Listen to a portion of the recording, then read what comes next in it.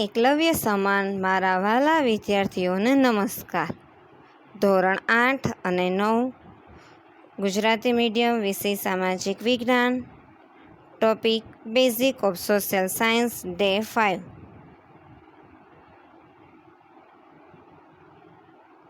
સામાજિક વિજ્ઞાન વિષયને સમજવા માટે તેના મહત્ત્વના ભાગ તરીકે ભૂગોળ. આજે આપણે ભૂગોળના ચોથા ભાગ વિશે અભ્યાસ કરવા જઈ રહ્યા છીએ. મિત્રો, ત્રીજા ભાગમાં આપણે ભૂમિ સ્વરૂપનો અભ્યાસ કરી ચૂક્યા છીએ. આજે આપણે આ ચોથા ભાગમાં જળ સ્વરૂપો અને વાયુ સ્વરૂપોનો પરિચય મેળવવાનો છે, જેમાં સૌથી પહેલાં છે જળ સ્વરૂપો. પૃથ્વીના ગોળા પર નજર ફેરવીએ તો આપણને પૃથ્વીની સપાટી પર ભૂમિ પ્રદેશ કરતાં જળ રાશિનો પ્રદેશ વધુ જોવા મળે છે. એટલે કે ચારે બાજુ પાણી વધુ જોવા મળે છે, પાણીનું પ્રમાણ વધુ છે. પૃથ્વીની સપાટીનો 71% ભાગ જળ વિસ્તાર અને 29% ભાગ જમીન વિસ્તારથી રોકાયેલો છે. પૃથ્વીનું મોટા ભાગનું આવરણ જળથી ઘેરાયેલું છે, માટે પૃથ્વીને જળગ્રહ પણ કહેવામાં આવે છે. પૃથ્વી પર પાણી ઘન, પ્રવાહી અને વાયુ સ્વરૂપે આવેલું છે. પાણી આપણને ઘન સ્વરૂપે બરફમાં, પ્રવાહી સ્વરૂપે પાણીમાં અને વાયુ સ્વરૂપે ભેજમાં જોવા મળે છે. આ જળ સ્વરૂપને સમજતા પહેલાં આપણે જળચક્ર વિશે થોડી માહિતી લઈ લઈએ. પૃથ્વી પર જળ ઘન, પ્રવાહી અને વાયુ સ્વરૂપે આવેલું છે. તેના સ્વરૂપ અને સ્થાન યોગ્ય પ્રાકૃતિક અનુકૂળતાઓ મુજબ બદલાય છે. સૂર્યની ગરમીને લીધે પૃથ્વી સપાટી પરના સમુદ્રો, સરોવરો અને નદીઓના પાણીની વરાળ બને છે અને તેના વાદળ બંધાય છે. અનુકૂળ સ્થિતિમાં ઘનીભવન થતાં આ વાદળો પૃથ્વી સપાટી પર લગભગ બધા જ વિસ્તારોમાં વધુ ઓછા પ્રમાણમાં વરસાદ આપે છે. આ જળ મોટા ભાગે નદીઓ દ્વારા સમુદ્ર અને મહાસાગરોમાં ઠલવાઈ જાય છે. તેમજ વનસ્પતિના મૂળ વાટે જમીનમાંથી શોષાયેલું જળ વનસ્પતિના પાંદડા દ્વારા બાષ્પ નિષ્કાશનની પ્રક્રિયા દ્વારા વાતાવરણમાં ભળી જાય છે. સમુદ્રનું જળ વરસાદ રૂપે વિવિધ ભાગોમાં વિતરણ પામી બાકીનું જળ સમુદ્રમાં પાછા ઠલવવાની અને સતત ચાલતી આ પ્રક્રિયાને જળચક્ર કહે છે. આમ કુદરતી રીતે જળ વાતાવરણ, મૃદાવરણ અને જલાવરણમાં ફર્યા જ કરે છે. મિત્રો, હવા વિના જીવી ન શકાય એ ખરું, પણ પાણી વિના કોઈ પણ ઉત્પન્ન જીવ ન થઈ શકે એ પણ સાચી વાત. સાચી ને? આપણને દેખાય નહીં એવા સ્થાને પણ પાણીનું અસ્તિત્વ હોય જ છે. ધુમ્મસ, ઝાકળ, વરસાદ, હિમવર્ષા રૂપે પણ પાણી પ્રાપ્ત થાય જ છે. આમ પૃથ્વી પર કરોડો ઘન કિમી પાણી વિવિધ જળ સ્વરૂપે વહેંચાયેલું છે. તો હવે આપણે જળ સ્વરૂપોનો પરિચય મેળવીએ. આપણી પૃથ્વી પર વિવિધ જળ સ્વરૂપો આવેલા છે. વિસ્તાર, રંગ અને ગુણના લીધે તે દરેક જળ સ્વરૂપો એકબીજાથી અલગ અલગ તરી આવે છે. જેમાં મુખ્યત્વે મહાસાગર, સાગર, ઉપસાગર, અખાત, સામુદ્રધુની, નદી, સરોવર, કૂવા, પાતળ કૂવા, ભૂમિગત જળ વગેરેનો સમાવેશ થાય છે. આ દરેક જળ સ્વરૂપ વિશે આજે આપણે થોડો કરીને પરિચય મેળવવાનો છે. જેમાં સૌથી પહેલાં જળ સ્વરૂપનું નામ છે મહાસાગર.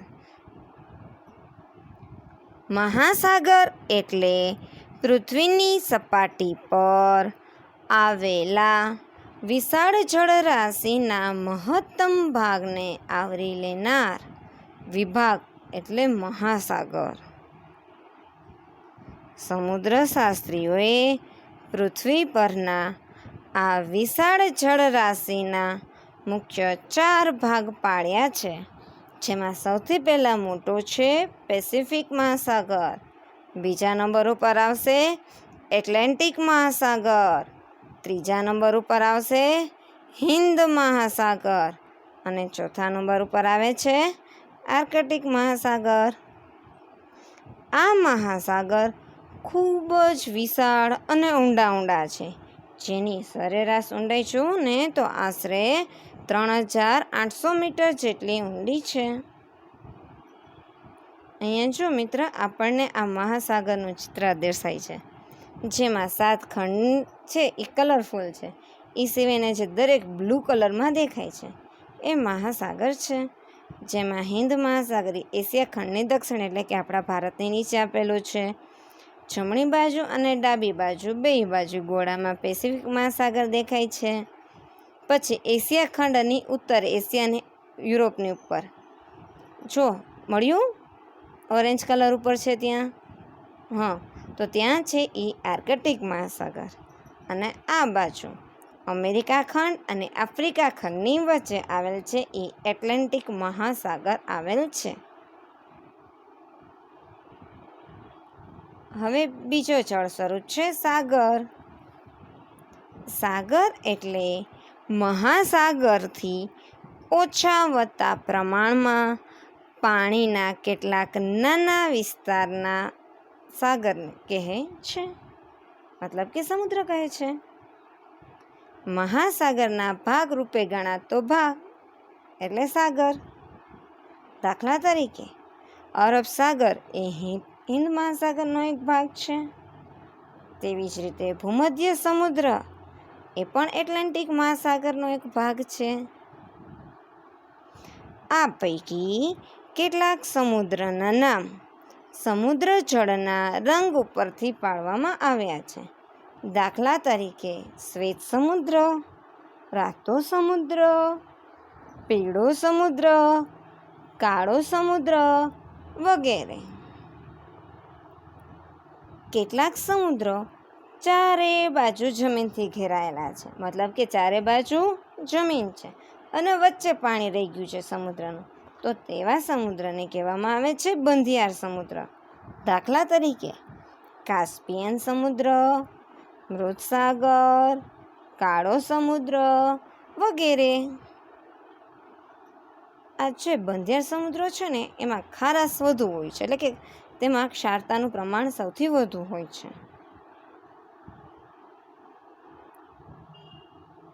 અહીંયા જે ચિત્ર આપ્યું છે એ જો એટલાન્ટિક સમુદ્રના એક ભાગ તરીકે ભૂમધ્ય સાગર. એ જ રીતે રંગના નામ ઉપરથી આવેલો છે તે યલો સાગર. આ ઉપરાંત આપણે જેને ચારે બાજુ જમીનથી ઘેરાયેલો છે અને વચ્ચે પાણી છે એવો કાસ્પિયન સમુદ્ર. આમાં ઘણા બધા છે, મેં તો તમને ઘણા બધા ઉદાહરણમાં નામ આપ્યા છે, એમાંથી માત્ર 3ના ચિત્ર અહીંયા બતાવેલા છે. એ સિવાયના રહી ગયેલા ચિત્ર જો તમને અનુકૂળ હોય તો નેટની મદદથી તમે જોજો એના મેપ.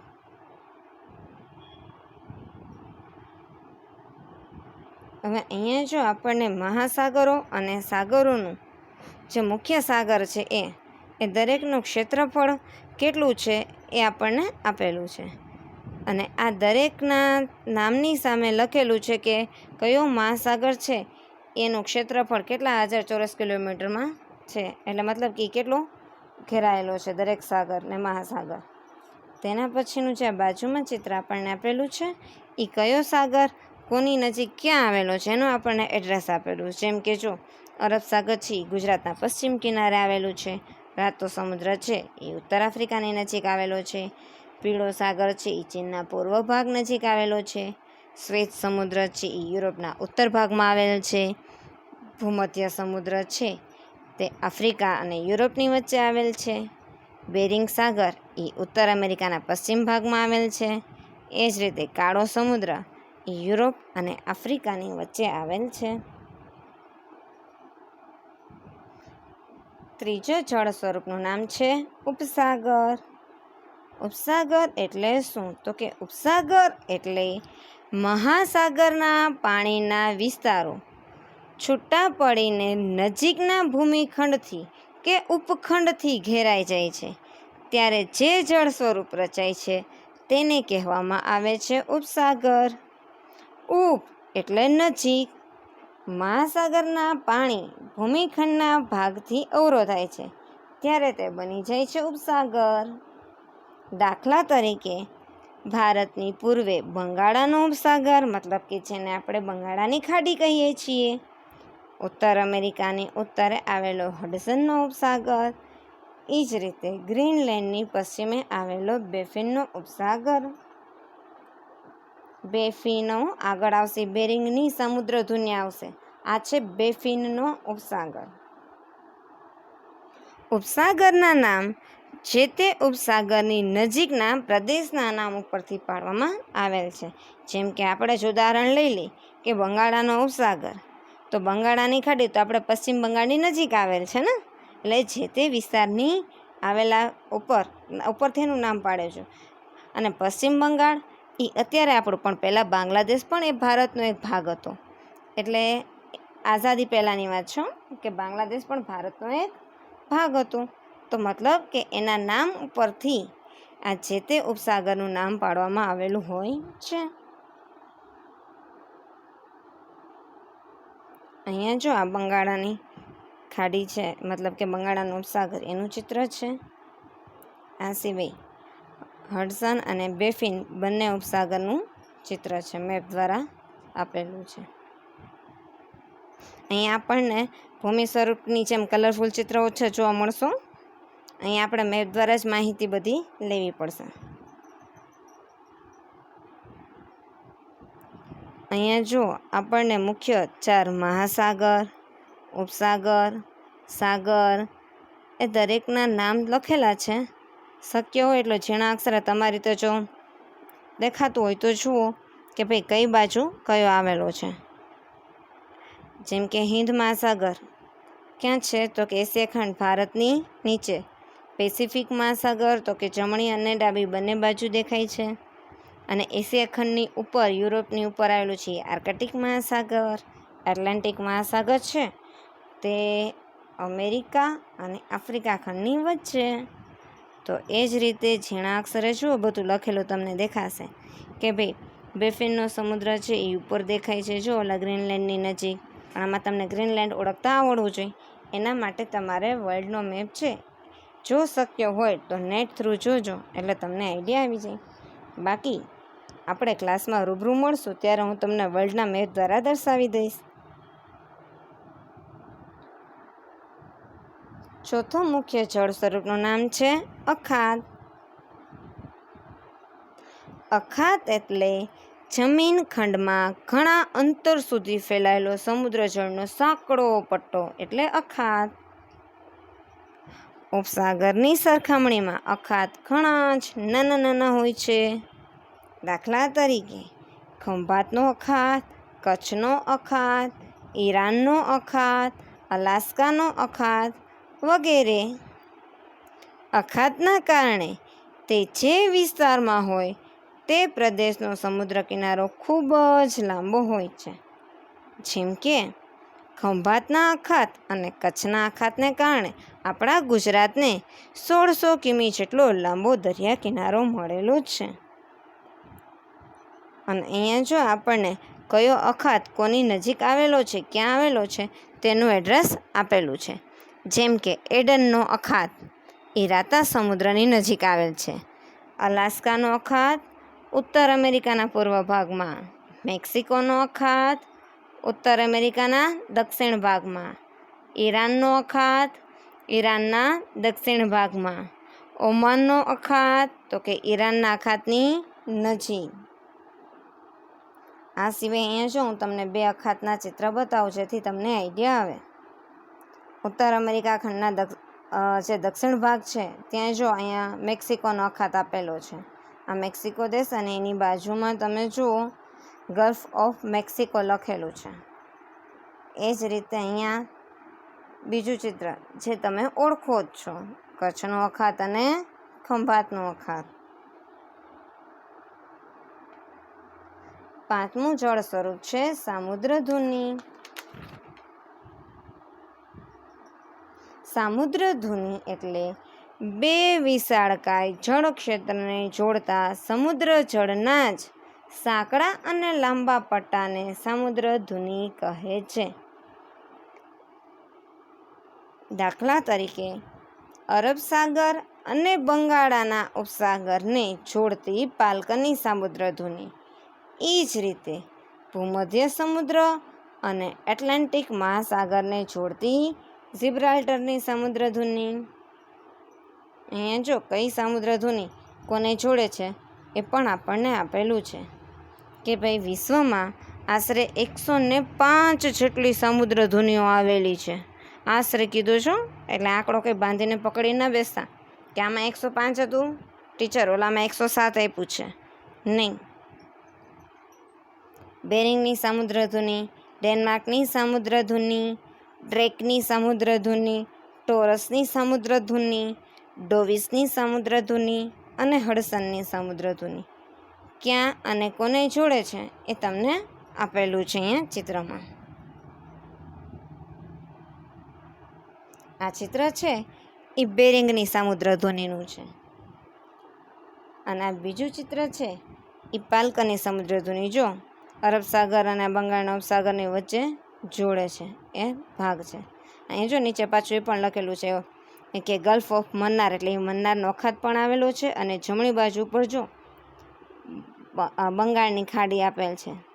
આ શ્રીલંકાનું જે ઉપર શ્રીફળ જેવી જે ચોટી છે ને એની બાજુમાં જો લખેલું છે પાલકની સામુદ્રધુની. હવે 6થા જળ સ્વરૂપનું નામ છે નદી. નદી એટલે શું તો ખબર હોય કા? અમે જોઈ છે ટીચર, નદી કોને કહેવાય, પણ એની વ્યાખ્યા પૂછો તો વિચારી લે, ઉભા રહ્યો. નદી એટલે ભૂતળ ઉપર વધુ ઊંચાઈથી નીચા વિસ્તારોના ઢોળાવ પરથી સ્વાભાવિક રીતે વહેતા પાણીના પ્રવાહને નદી કહે છે. દરેક નદીમાં પાણીનું પ્રમાણ સ્થળ અને ઋતુ પ્રમાણે જુદું જુદું હોય છે. જો આ વ્યવસ્થિત સમજો કે દરેક નદીમાં પાણીનું પ્રમાણ સ્થળ અને ઋતુ પ્રમાણે જુદું જુદું હોય છે. જે નદીમાં 12 માસ પાણી રહે છે, તેને કાયમી નદી કહે છે. આવી જે નદી હોય ને એ મુખ્યત્વે હિમાચ્છાદિત પર્વત શિખરો અથવા મોટા સરોવરોમાંથી નીકળતી હોય છે. દાખલા તરીકે ગંગા, યમુના આ વગેરે મોટી નદીઓ છે એ હિમાલયની પર્વતમાળામાંથી નીકળે છે. એટલે આ નદીઓનું પાણી છે એ સતત 12 માસ વહેતું હોય છે. આફ્રિકાની નાઇલ નદી વિક્ટોરિયા સરોવરના વધુ વરસાદવાળા પ્રદેશમાંથી નીકળે છે. આફ્રિકા ખંડની નાઇલ નદી એ વિક્ટોરિયા સરોવરના વધુ વરસાદવાળો જે પ્રદેશ છે ત્યાંથી નીકળે છે, એટલે એનું વહન ત્યાંથી છે. એટલે તેથી તે સૂકા રણમાં પણ વહેતી હોવાથી આખું વરસ તેમાં પાણી રહે છે. જો એ સૂકા કારણે એક મિસ્ટેક થઈ ગઈ છે, સૂકા રણમાંથી વહેતી હોવા છતાં પણ તેમાં પાણી રહે છે. કેટલીક નદીઓ એવી છે કે જે ફક્ત વરસાદના પાણી જ એમાં આવે છે. તેથી આવી નદીઓ છે એ ઉનાળામાં સુકાઈ જાય છે અને તેનો પ્રવાહ સાંકડો થઈ જાય છે. માટે આવી નદીને હંગામી કે મુદ્દતી નદી કહે છે. મતલબ વરસાદ આવે તો એ નદીનું પાણી ભર્યું રહેતું હોય છે. વરસાદના 4 મહિના જતા રહે પછી કદાચ શિયાળામાં થોડું પાણી આવે, પણ જો ગરમીનું પ્રમાણ વધે એમ એ નદી સુકાતી જાય છે અને એનો પ્રવાહ જે પાણીનું વહેણ જે ઝાઝું હોય છે એટલે થઈ જાય છે ઓછું. તો એવી નદીને મુદ્દતી નદી કહે છે. દાખલા તરીકે વિશ્વામિત્રી, સાબરમતી અને મોહી વગેરે આ નદીઓમાં પાણી સાવ સુકાઈ ન જતું, પણ એનો પ્રવાહ કેવો થઈ જાય છે? ઓછો. સૂકા રણ પ્રદેશમાં એકાદ બે વરસાદના મહિના પૂરતી જ નદીઓ આકાર લે છે. એટલે કે એટલા 1-2 મહિના પૂરતી જ નદીઓમાં પાણી હોય, બાકી નદી ખાલી પટ જેવી છે. તો એવી નદીઓને અલ્પજીવી નદીઓ કહેવાય છે. દાખલા તરીકે ખારી નદી, ભૂખી નદી વગેરે. અહીંયા ખારીને ભૂખાવે એટલે કંઈ જમવાની વાત લેવાની નથી હો. ઉચ્ચ પ્રદેશમાં નદીઓના માર્ગમાં ઊંચા સીધા ઢોળાવ આવે છે, જેને કારણે જળધોધ રચાય છે અને આ જળધોધ વડે જળ વિદ્યુત ઉત્પન્ન કરી શકાય છે ટર્બાઇનની મદદથી જળ વિદ્યુત માટે. દુનિયામાં સૌથી લાંબી નદી કઈ છે? તો કે નાઇલ. નાઇલ ક્યાં આવેલી છે? કયા ખંડમાં? તો કે આફ્રિકા ખંડમાં. અને જથ્થાની દ્રષ્ટિએ સૌથી મોટી નદી કઈ? જળ જથ્થો સૌથી વધુ સમય છે? તો કે એમેઝોન. એમેઝોન કયા ખંડમાં આવી? અમેરિકામાં. ચલો હવે એના ચિત્ર તમને દર્શાવી દઉં. એ પહેલાં અહીંયા જોઈ લો કે નદીઓની લંબાઈ કેટલી છે, કોની તુલનામાં કઈ નદી મોટી છે. એ નીચેથી આપણે ઉપર આવવાનું છે, બરાબર. ચડતા ક્રમમાં જશો તો કાવેરી સૌથી નીચે આવશે અને ઉપરથી જોશો તો નાઇલ નદી, બરાબર. એ જ રીતે અહીંયા જો આપણી બીજી નદીની માહિતી લઈએ તો આપણા ભારતની નદીની તો વાત કરાય જ. તો છે ગંગા નદી, પવિત્ર એવી. અને અહીંયા આપેલું છે કયા કયા ઓલામાંથી એનું વહેણ નીકળે છે એ જ આપેલું છે મુખ્ય. બાકી આજુબાજુના રાજ્યની બધું કટ કરી નાખેલું છે. જો ઉપર હરિદ્વાર, પછી કાનપુર, અલ્હાબાદ, વારાણસી, પટના, કોલકાતા અને છેલ્લે બંગાળની ખાડીમાં જઈને સમાઈ જાય છે. આ ગંગા નદી તંત્ર વિશે 9મા ધોરણમાં આપણે ડીપમાં સમજૂતી લેશું. 9મા વાળાને તો લેવાની જ છે, બરાબર. અને આ ચિત્ર જે છે પહેલું એ એમેઝોન નદીનું છે કે એ કયા કયા વિસ્તારમાં કેટલી એનું વહેણ છે. અહીંયા મેં તમને ક્રોપ કહીને નાની સાઇઝમાં જ મેપનું લીધું છે. અને આ જો એમેઝોન નદી એ કઈ રીતે એનું પાણી કેટલું વહે છે, આખું સર્પાકાર હોય એવું જ આપણને લાગે છે. અને આ છે એ નાઇલ નદી આફ્રિકા ખંડની, ક્યાંથી એનું વહેણ કેટલું પહોંચે છે તે. જો શક્ય હોય અને તમારે વધુ ક્લિયરિટી સાથે જોવું હોય તો નેટમાં અવેલેબલ છે, તમે આ ચિત્ર વધુ સારી રીતે જોઈ શકશો.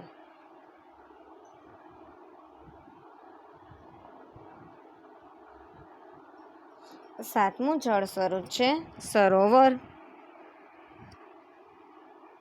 સરોવર એટલે પૃથ્વી સપાટી પરની નીચાણવાળી જગ્યાઓમાં સંચિત થયેલો પાણીનો વિસ્તાર એટલે સરોવર. મોટા જળ સ્વરૂપની સરખામણીમાં સરોવર નાના હોય છે, પણ તળાવ કરતાં મોટા હોય છે. કોઈ પણ સરોવરનું અસ્તિત્વ બે બાબતો પર આધાર રાખે છે. પહેલું, સરોવરોની ઊંડાઈ કે જેથી એનો જળ સંગ્રહ વધે છે. બીજું છે સરોવરોમાં થતી પાણીની અવરજવર. આના ઉપર સરોવરના અસ્તિત્વનું આધાર છે. પૃથ્વીની સપાટી પર કેટલાક મીઠા પાણીના સરોવર આવેલ છે, જેમ કે અમેરિકાનું સુપિરિયર, રશિયાનું બેકલ, આફ્રિકાનું વિક્ટોરિયા, હિમાલયની ગિરિમાળાનું માનસરોવર વગેરે મીઠા પાણીના સરોવરો છે. તે પૈકી બેકલનું સરોવર એ વિશ્વનું સૌથી ઊંડું છે અને સુપિરિયર સરોવર એ સૌથી મોટું છે વિશ્વનું. આ સિવાય ખારા પાણીના પણ કેટલાક સરોવરો છે, જેમ કે મૃત સરોવર, સાંભર સરોવર વગેરે. આ સાંભર એટલે ખાવાનો સાંભર આવે છે ને, રાજસ્થાનમાં આપણા ભારતમાં આવેલું છે એ સરોવરની વાત થાય છે. દુનિયામાં કેટલાક સરોવરો એવા છે જે સાગર કે સમુદ્ર તરીકે પણ ઓળખાય છે, જેમ કે કાસ્પિયન સમુદ્ર, બેરિંગ સાગર, મૃત સાગર વગેરે, એટલે કે જેને આપણે ડેડ સી કહીએ છીએ, કે જેમાં અંદર ધુબાકો મારી તોય આપણે ડૂબીને પછી પાછા આવી. એના વિશે તમે જાણો જ છો. અને આ ભારતમાં કયા કયા સરોવર આવેલા છે મુખ્ય સરોવરનું મેપ દ્વારા મેં તમને દર્શાવેલું છે કે જો કાશ્મીરમાં આવેલું છે એ વુલર સરોવર, એની સાથે દાલ સરોવર પણ આવેલું છે. રાજસ્થાનમાં આવેલું છે સાંભર સરોવર, પછી ચેલકા સરોવર, ઓરિસ્સામાં, પછી આંધ્રપ્રદેશના ઉપર ભાગમાં કોલેરુ સરોવર, તમિલનાડુની ઉપર અને આંધ્રપ્રદેશમાં અડીને ટચ છે તે છે પુલિકટ સરોવર. આ સિવાય છે બાકીના સરોવર પણ જ્યાં મુખ્ય છે મેં તમને દર્શાવેલા છે. પણ કયું રાજ્ય ક્યાંય તમને ખબર હોવી જોઈએ, અને નહીં ખબર હોય તો પછી આપણે મેપિંગ દ્વારા હું તમને શીખવાડી દઈશ. આ ચિત્રમાં આપણને મુખ્ય સરોવર અને તેના ક્ષેત્રફળ અને તેની ઊંડાઈ આપેલી છે કે ભાઈ કાસ્પિયન સમુદ્ર છે તો એ એશિયા અને યુરોપને જોડે છે કે ભાઈ એમાં ખારું પાણી છે. એનું ક્ષેત્રફળ છે તો કે 3,71,000 ચોરસ કિમી છે.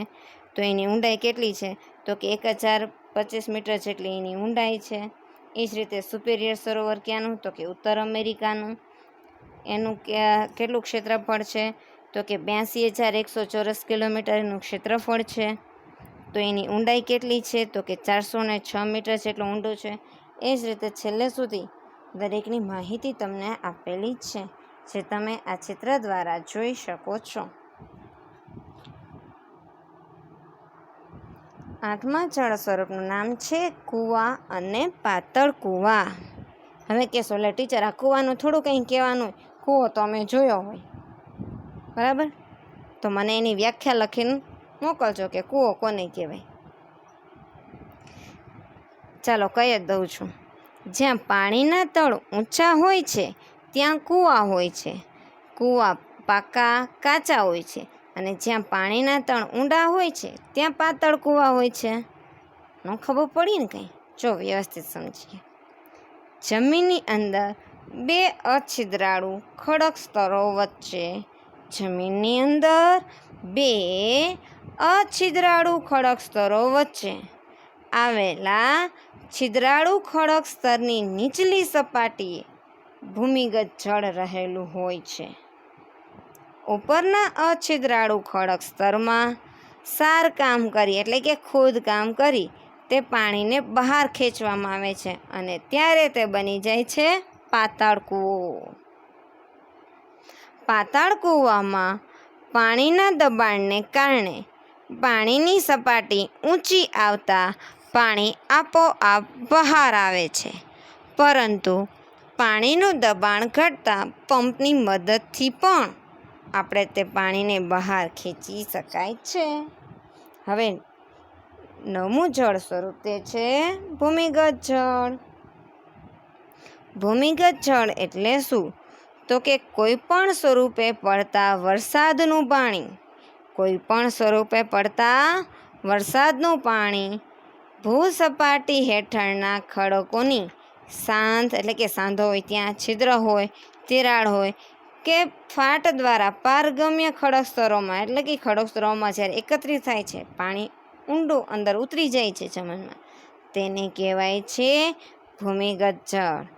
આ જળ મુખ્યત્વે વરસાદી પાણી દ્વારા જ સંગ્રહાય છે, એટલે કે વરસાદ આવે તો જ આ પાણીનો સંગ્રહ થાય છે. ભૂમિગત જળનો ઉપયોગ પાતાળ કૂવા બનાવી વિવિધ જળ વપરાશ તરીકે કરી શકાય છે. મિત્રો, અહીંયા જળ સ્વરૂપોનો પરિચય પૂરો થયો. હવે આપણે વાયુ સ્વરૂપ વિશે પરિચય મેળવીશું. વાયુ સ્વરૂપમાં મુખ્ય છે એનું સ્વરૂપ છે હવા. હવે તમે એમ કહેશો એ કઈ રીતે ટીચર? તો હવાને તો આપણે કંઈ નરી આંખે જોઈ શકાતું નથી. તો હવે પહેલાં એ જાણી કે વાતાવરણનું નિર્માણ કેમ થયું એના ઉપરથી તમને આ મુખ્ય સ્વરૂપ હવા કેમ મેં તમને કયા આધારે કીધું એ સમજાશે. એવું કહેવાય છે કે આપણી પૃથ્વી, આમ તો આપણે પહેલાં સમજી લીધેલું છે કે આપણી પૃથ્વી જ્યારે સૂર્યમાંથી છૂટી પડી ત્યારે તેનો ઉદ્ભવ થયો ત્યારે તે કયા સ્વરૂપમાં હતી તો કે અગનગોળા, વાયુમય અગનગોળા સ્વરૂપે ધગધગતો હતો. આ ગોળો ધીમે ધીમે ઠંડો પડવા લાગ્યો. ઠંડો પડતા તેમાં રહેલા તત્વો ઘન, પ્રવાહી અને વાયુ સ્વરૂપમાં રૂપાંતર પામવા લાગ્યા. જે તત્વોનું ઘન સ્વરૂપમાં રૂપાંતર થયું તેને આપણે મૃદાવરણ તરીકે ઓળખીએ છીએ. પ્રવાહી તત્વોમાં થયા તે જલાવરણ તરીકે ઓળખાયા. અને જે તત્વોનું વાયુ સ્વરૂપમાં રૂપાંતર પામ્યા તેને આપણે વાતાવરણ તરીકે ઓળખીએ છીએ. બરાબર સમજાઈ ગયું? તો કે હવે વાતાવરણમાં જે રૂપાંતર પામ્યા એટલે કે વાયુ સ્વરૂપમાં હતું વિષયમાં રૂપાંતર પામ્યું વાતાવરણમાં. તો હવે વાતાવરણનું મુખ્ય સ્વરૂપ શું આવશે? હવા. એ પણ આગળ તમને સમજાશે. અંડરલાઈન છે, એકવાર ફરીથી વાંચી લેજો કે વાયુ સ્વરૂપમાં રૂપાંતર પામ્યા તે છે વાતાવરણ. હવે વાતાવરણની સમજૂતી લઈ લઈએ. વાતાવરણ એટલે શું? તો કે પૃથ્વીની ચારે બાજુ વીંટળાઈને આવેલા હવાના આવરણને વાતાવરણ કહેવામાં આવે છે. પૃથ્વીની સપાટીથી તે સેંકડો કિલોમીટરની ઊંચાઈ સુધી વિસ્તરેલું છે. એની ઉપરની સીમા કેટલી ઊંચાઈ આવેલી છે તે સ્પષ્ટ કરવું કહેવું મુશ્કેલ છે. તેમ છતાં પૃથ્વીના ગુરુત્વાકર્ષણ બળની અસરથી અવકાશમાં જ્યાં સુધી રહેલું છે ત્યાં સુધી વાતાવરણ પૂરું થયેલું માનવામાં આવે છે. પૃથ્વી સપાટીથી 32 કિમીની ઊંચાઈ સુધી વાતાવરણના પડમાં 99% જેટલી હવા સમાયેલી છે. ફરીથી સાંભળજો. પૃથ્વી સપાટીથી 32 કિમીની ઊંચાઈ સુધીના વાતાવરણના પડમાં 99% જેટલી હવા સમાયેલી છે. માટે મુખ્ય સ્વરૂપ શું છે? હવા. હવે ક્લિયર થયું?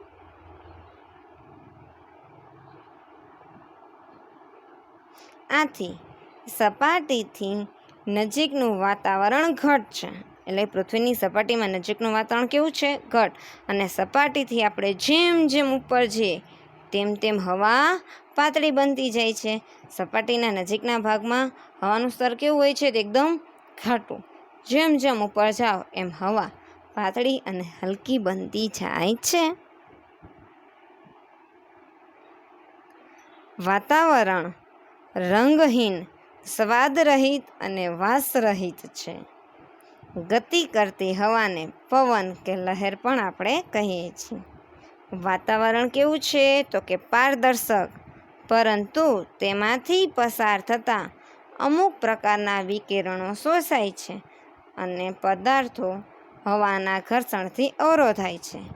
તેથી ઉલ્કાઓ, અવકાશમાંથી આવતી ઉલ્કાઓ પૃથ્વીની સપાટી પર આવતા પહેલાં જ વાતાવરણમાં સળગીને નાશ પામે છે. આ વાતાવરણ અવકાશી પદાર્થોથી આપણું પૃથ્વીનું રક્ષણ કરે છે. એટલે આપણા માટે એ ઢાલ સમાન છે. હવે વાતાવરણનું બંધારણ જાણી લઈએ. વાતાવરણમાં ઘન, પ્રવાહી અને વાયુ તત્વોનો એટલે કે ઘન, પ્રવાહી અને વાયુ સ્વરૂપોનો સમાવેશ થાય છે. વાતાવરણમાં મુખ્યત્વે સૂક્ષ્મ રજકણો, ક્ષારકણો, હિમકણો, જીવજંતુઓ, પાણી, જુદા જુદા વાયુઓ અને ભેજ રહેલા છે. અહીંયા થોડાક સમય તમને એવું લાગે ને કે આપણે સાયન્સમાં ભણવામાં પહોંચી ગયા, પણ આપણા સબ્જેક્ટનું નામ જ એ છે કે સોશિયલ સાયન્સ એટલે કે સામાજિક વિજ્ઞાન. જો અહીંયા કયા વાયુનું પ્રમાણ કેટલા ટકા વાતાવરણમાં છે તે આપણને આપેલું છે. Nitrogen 78%, oxygen 21%, argon 0.93%, carbon dioxide 0.03% અને બાકી રહેલા જે બધા હલકા વાયુઓ છે એ 0.04%. એટલે આખું થઈ ગયું 100%. અને બધી જ માહિતી મેં ઓથેન્ટિક બુકમાંથી લીધેલી છે, મતલબ કે બધું સાચું છે. એમ હવે કદાચ તમને એમ થતું હશે કે ટીચર આમાં તમે આમ વાંચ્યું હતું, પણ સામાજિક વિજ્ઞાનની ટેક્સ્ટબુક મુજબ અને સામાજિક વિજ્ઞાનને લગતા જે ઓથેન્ટિક બુક છે એમાં દરેકમાં જ આ માહિતી છે જે હું તમને લખીને જણાવું છું. કાર્બન ડાયોક્સાઇડ સૌથી વધુ ભારે વાયુ છે, તેથી તે સપાટીથી 20 કિલોમીટરની ઊંચાઈ સુધી વાતાવરણમાં વધુ હોય છે. અહીંયા સપાટી આવશે, સ અને ટી રહી થઈ ગયું છે.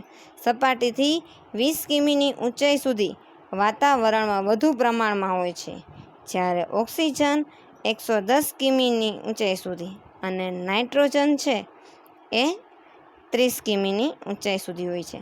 મતલબ કે કાર્બન ડાયોક્સાઇડ વાયુનું પ્રમાણ છે, પણ એ કેવો છે? ભારે વાયુ છે. ભારે વાયુ છે એટલે ભારે વાયુ છે હવાના નીચલા સ્તરમાં હોય છે, એ ઉપર નથી જઈ શકતો. એથી પછી 110 કિમી સુધી ઓક્સિજન અને 130 કિમી સુધી નાઇટ્રોજન, અને એથી ઉપર જાઓ તો ઉપર હોય એ હાઇડ્રોજન અને હિલિયમ જેવા હલકા વાયુઓ. વાતાવરણમાં કાર્બન ડાયોક્સાઇડનું પ્રમાણ ખૂબ જ ઓછું એટલે કે 0.03% છે. ઓઝોન વાયુનું પડ પૃથ્વીની સપાટીથી આશરે 30થી 48 કિમીની ઊંચાઈએ આવેલું છે, જે સૂર્યના અલ્ટ્રાવાયોલેટ કિરણોનું શોષણ કરે છે અને આપણને સૂર્યની પ્રચંડ ગરમીથી બચાવે છે. સામાન્ય રીતે પૃથ્વીની સપાટીથી આશરે 130 કિમીની ઊંચાઈએ વાતાવરણમાં હાઇડ્રોજન, હિલિયમ જેવા હલકા વાયુનું બનેલું છે, જે મેં તમને આગળ વાત કરી દીધી. અહીંયા જો આ ચિત્રમાં દેખાય જ છે કે 20 કિલોમીટર સુધી જે ગ્રીનમાં છે એ કાર્બન ડાયોક્સાઇડ, આગળ ઓલામાં છે પિંક કલર સુધી, અહીંયા સુધી આગળ છે એ નાઇટ્રોજન. ઉપર જાઓ ઓક્સિજન, નાઇટ્રોજન, પછી 130 કિમીથી ઉપર તમે પહોંચો ત્યાં તમને જોવા મળશે એ છે હાઇડ્રોજન અને હિલિયમ જેવા હલકા વાયુઓ. અને કયા વાયુઓનું પ્રમાણ કેટલું છે એ ટકાવારી થ્રુ મેં તમને અહીંયા માહિતી આપેલી છે. વાતાવરણમાં પાણી ઘન, પ્રવાહી અને વાયુ સ્વરૂપે જોવા મળે છે. ફરીથી, વાતાવરણમાં પાણી ઘન, પ્રવાહી અને વાયુ સ્વરૂપે જોવા મળે છે. પાણી હવામાં હિમકણો, જળબુંદો અને વરાળના રૂપમાં હોય છે. આ બધામાં વધારે એ મહત્વનું સ્વરૂપ છે. વરાળ એ મહત્વનું સ્વરૂપ છે. અહીંયા વધારે નહીં પણ વરાળ આવશે. સોરી, એ પ્રિન્ટ મિસ્ટેક થઈ ગઈ છે, થોડું ખ્યાલ રાખજો. આ બધામાં વરાળ એ મહત્વનું સ્વરૂપ છે. વિવિધ જળાશયોમાં બાષ્પીભવન તેમજ વનસ્પતિમાં બાષ્પ નિષ્કાશનની પ્રક્રિયાથી વરાળ થાય છે અને વાતાવરણમાં ભળે છે. ફરીથી કહી દઉં છું મિત્રો, સોરી, આ બીજો પોઈન્ટ છે, એમાં આ બધામાં વધારે નહીં પણ અહીંયા શું આવશે? વરાળ. આ બધામાં વરાળ એ મહત્વનું સ્વરૂપ છે. વિવિધ જળાશયોમાં બાષ્પીભવન તેમજ વનસ્પતિમાં બાષ્પ નિષ્કાશન પ્રક્રિયાથી વરાળ થાય છે અને વાતાવરણમાં ભળે છે. વરાળ વાતાવરણમાં લગભગ 10થી 12 કિમીની ઊંચાઈ સુધી જ હોય છે. વરાળનું પ્રમાણ વાતાવરણમાં 0થી 4% જેટલું જ હોય છે. વરાળ એ સૂર્યની ગરમી શોષી લેનારું વાતાવરણનું મુખ્ય ઘટક છે. વાતાવરણમાં વાદળો, ધુમ્મસ, વરસાદ આ દરેક છે એ વરાળના સ્વરૂપો છે. પૃથ્વીની સપાટીથી તદ્દન નજીકના વાતાવરણમાં અસંખ્ય રજકણો આવેલા છે. આ રજકણો ખુલ્લી ધરતી, કારખાનામાંથી નીકળતો ધુમાડો, વનસ્પતિ, જ્વાળામુખીના પ્રસ્ફોટન, ઉલ્કાપાત વગેરે દ્વારા વાતાવરણમાં ભળે છે. રજકણો અને ક્ષારકણો ભેજગ્રાહી અને ભેજધારી હોવાથી તે વાતાવરણની ઘનતા વધારે છે. રજકણો અને ક્ષારકણો બંને એ કેવા છે? તો કે ભેજગ્રાહી અને ભેજધારી, એટલે વાતાવરણમાં ઘનતાનું પ્રમાણ વધારે છે. જેથી કરીને ઉષા એટલે કે સૂર્યોદય કે સૂર્યાસ્ત સમયના દ્રશ્યો, ધુમ્મસ, વાદળ વગેરે બનવાની પ્રક્રિયામાં રજકણો જ કારણભૂત છે. મતલબ કે રજકણને કારણે સૂર્યોદય થતાં એકાએક અજવાળું કે સૂર્યાસ્ત થતાં એકાએક અંધારું થતું નથી. વાતાવરણની સ્તર રચના. આ સ્તર રચનામાં તમને માહિતી થોડીક જાણી લઈએ કે વાતાવરણની પૃથ્વીની સપાટીથી ઊંચાઈ તરફ જતા તાપમાન અને વાયુઓની સંરચનામાં થતા ફેરફારને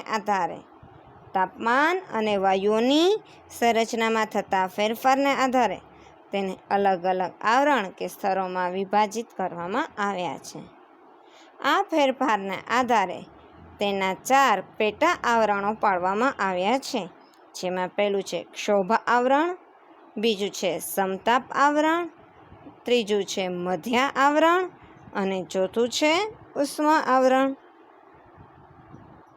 આ આવરણો વિશે આપણે ડીપમાં માહિતી અત્યારે લેતા નથી, ખાલી તમને એની સમજૂતી આપી દઉં છું સ્તર રચનામાં કે ક્યાં કેટલા પ્રમાણમાં હોય છે. આ ચિત્ર દ્વારા તમને માહિતી મળી જશે. બરાબર કે સમતાપ આવરણ છે એ પૃથ્વીની સપાટીથી કેટલા કિમી સુધી ઊંચાઈમાં હોય છે, મધ્ય આવરણ ક્યાં સુધી હોય છે, પછી એની મધ્યની સીમા ક્યાં હોય છે, બાહ્ય આવરણ ક્યાં હોય છે, એનું આ તમને ચિત્રમાં આકૃતિ દ્વારા સરસ સમજાય છે. એ સિવાય આ બીજી પણ આકૃતિ છે, એમાં દ્વારા પણ તમને માહિતી મળી રહેશે. હવે આ 4 આવરણના કયા આવરણમાં કયા વાયુનું પ્રમાણ ક્યાં સુધી હોય, આ ઉપરાંત કયા આવરણમાં ક્યાં સુધી પ્લેન ઉડતા હોય, સેટેલાઇટ ક્યાં સુધી હોય મૂકેલા હોય, એ બધું જ તમને આ 2 ચિત્ર દ્વારા વ્યવસ્થિત માહિતી મળી રહેશે. પહેલા ચિત્ર દ્વારા અને બીજા ચિત્ર દ્વારા. જો બીજા ચિત્રમાં દેખાડેલું છે કે કાર્બન ડાયોક્સાઇડ, નાઇટ્રોજન, ઓક્સિજનનું પ્રમાણ, પછી ઉપર જો હાઇડ્રોજન ને હિલિયમ જેવા હલકા વાયુ ઉપર છે, ઉપરના ભાગમાં સેટેલાઇટ મૂકેલું, એ બધું તમને આમાં સરસ મજાની માહિતી મળી રહેશે.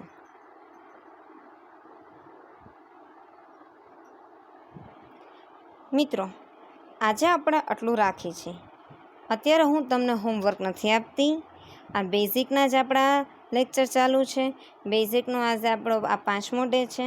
હવે 6થા ડેમાં હું તમને અક્ષ, અક્ષાંશ, રેખાંશ, ગ્રીનિચ રેખા, સ્થળ, સમય એ માહિતી આપી દઈશ. એના પછી 7 છે આપણો જે બેઝિકનો ટોપિક છે 7, એમાં હું તમને મેપિંગ દ્વારા માહિતી આપીશ. બરાબર, 7 થી 8 આપણાના લેક્ચર થશે, વધુમાં વધુ 8 જ. પછી આપણે ચેપ્ટર ચાલુ કરી દેવાના છે. આ દરેક માહિતી તમને બને તો તમારી જીકેની બુકમાં નોલેજ વધારવા માટે આના પોઈન્ટ ટેક આઉટ કરી નાખજો, અથવા આ માહિતી ખાસ યાદ રાખજો. એનું ખાસ કારણ એ કે આપણને ચેપ્ટર સમજવા માટે આનું બેઝિક છે, એટલે જ આનું નામ આપણે એવું આપ્યું છે કે બેઝિક ઓફ સોશિયલ સાયન્સ.